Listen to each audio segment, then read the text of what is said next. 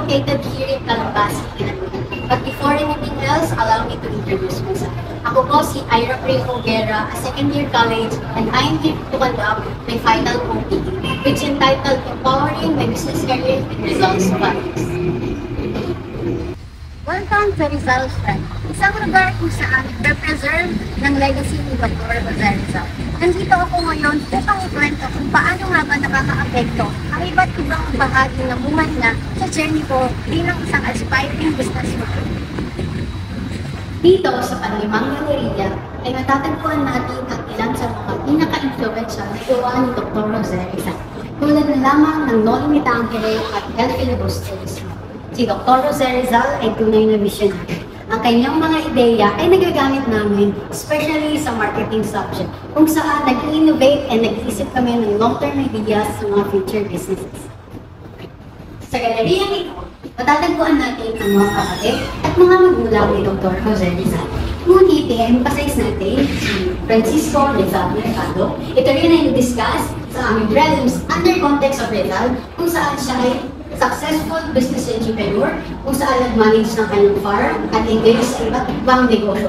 Ang kanyang business ethics at business acumen ay malaking influensya kay Rizal at pati na rin sa akin.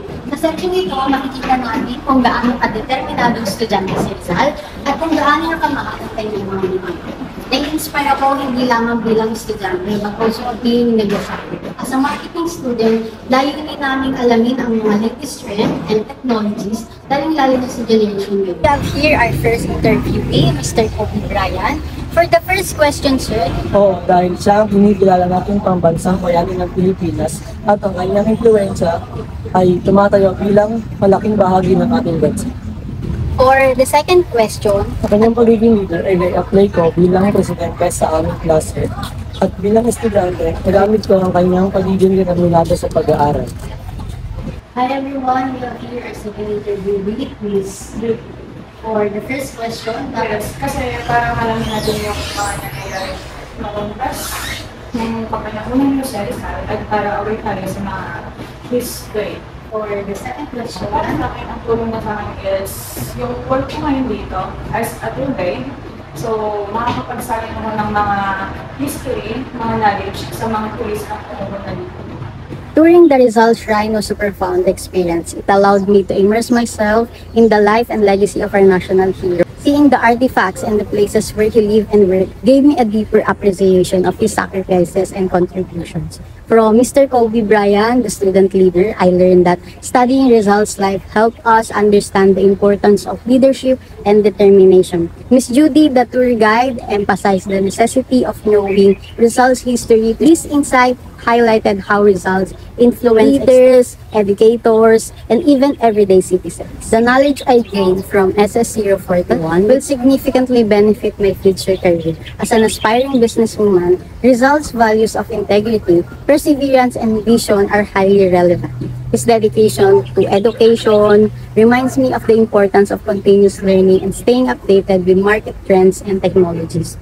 Rizal's entrepreneurial spirit, influenced by his father, Francisco Mercado, shows the value of hard work. This directly relates to my field, where these qualities are essential for success. Taking SS041 has been a transformative experience for me. I have developed a deeper sense of nationalism and greater appreciation for our national hero. To honor him, I will strive to embody his values in my daily life and future career. This means being a responsible and ethical leader, continuously seeking knowledge and contributing positively to society. The course has also influenced my value system and sense of nationalism. My habits have shifted towards a more disciplined and goal-oriented approach. In my daily lifestyle, I've made a conscious effort to prioritize education and self-improvement. Rizal's life is a blueprint for aspiring entrepreneurs like me.